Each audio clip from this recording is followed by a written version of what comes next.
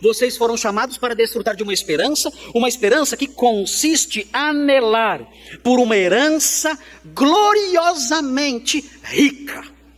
Vocês foram chamados para isso.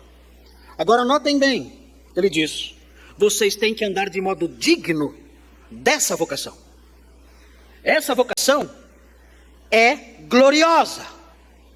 E vocês devem andar de modo digno dessa vocação gloriosa. Essa vocação é gloriosa porque envolve uma esperança gloriosa. E vocês devem andar de modo digno, então, dessa esperança gloriosa que está envolvida no seu chamamento. Um texto interessante é Filipenses 3,14. Filipenses 3,14 também é um trecho escrito na mesma época em que Paulo escreveu Efésios. Eu mencionei para vocês as epístolas da prisão. Filipenses é uma delas. Filipenses 3,14 diz assim, o apóstolo Paulo falando sobre si mesmo. Ele fala sobre a sua esperança gloriosa. E vejam como ele se refere à sua esperança gloriosa. Ele diz assim, prossigo para o alvo, para o prêmio, ele diz. Agora vejam que prêmio é esse. É o prêmio da soberana vocação. Ele fala, eu fui chamado para ter essa esperança.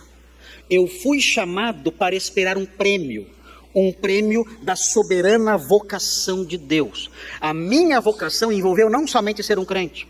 A minha vocação envolveu não somente ser um pregador da verdade. A minha vocação envolveu desfrutar de uma esperança, a esperança de um prêmio. E isso mexe com a minha vida. Isso gera consequências para a minha vida, porque eu tenho que viver de modo digno dessa vocação maravilhosa, dessa esperança gloriosa. É interessante, em outras ocasiões o apóstolo Paulo fala sobre isso também, numa das suas primeiras cartas, em 1 aos Tessalonicenses, o apóstolo Paulo diz no capítulo 2, versículo 12, ele diz, exortamos, consolamos e admoestamos, ele diz, para viverdes por modo digno de Deus, que vos chama, aqui a vocação mais uma vez, que vos chama para o seu reino e glória, é a vocação da esperança. Diz, Deus chamou vocês para o seu reino e glória, é a vocação da esperança. Andem de modo digno disso, andem de modo digno dessa esperança, dessa vocação. O apóstolo Pedro segue na mesma linha de pensamento em 2 de Pedro 3. Vejam 2 de Pedro 3, o mesmo pensamento, a grandeza da nossa esperança deve se refletir no nosso modo de viver. 2 de Pedro 3, versículo 13, vejam o que diz. Nós, porém, segundo a sua promessa, esperamos novos céus e nova terra, nos quais habita justiça. É a nossa esperança. Fomos chamados para ter essa esperança. É a nossa gloriosa esperança. Vejam agora o versículo 14.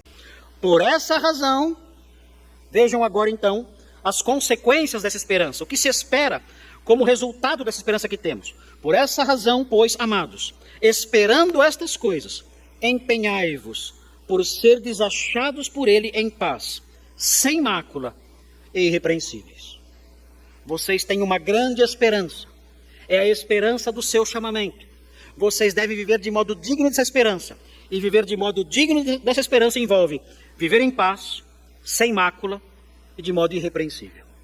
É assim que eu vivo, mostrando a esperança que eu tenho. João não é diferente, parece que há um consenso entre os apóstolos nesse sentido. Veja 1 João capítulo 3, versículos 2 e 3. Veja o que diz. Diz assim, amados, agora somos filhos de Deus, ele diz aqui. E ainda não se manifestou o que haveremos de ser. Ele começa a falar sobre a nossa esperança. Ainda não se manifestou o que haveremos de ser. Sabemos que quando ele se manifestar, seremos semelhantes a ele, porque haveremos de vê-lo como ele é. Aqui o apóstolo João fala sobre a nossa esperança. Um dia o veremos, face a face estaremos com ele e seremos semelhantes a ele. É uma grande esperança maravilhosa. Agora veja o versículo 3. E a si mesmo se purifica tudo o que nele tem esta esperança. assim como ele é puro. Nós temos essa esperança. E todo o que tem essa esperança purifica-se a si mesmo. É muito interessante ver essa relação de causa e efeito na literatura apostólica. Os apóstolos não olham para os crentes como pessoas que têm meramente uma visão otimista do futuro. Ainda que isso seja verdade. Ainda que esperamos sim ao glorioso amanhã, para o amanhã. Mas eles vão além disso, eles dizem, olha, essa esperança é uma esperança que produz ou deve produzir mudanças na nossa vida. Nós temos que andar de modo digno dessa esperança que temos, da grandeza dela, da sua glória, da sua imensidão, do seu brilho, da sua beleza. Nós temos que viver de modo digno da vocação de esperança que temos.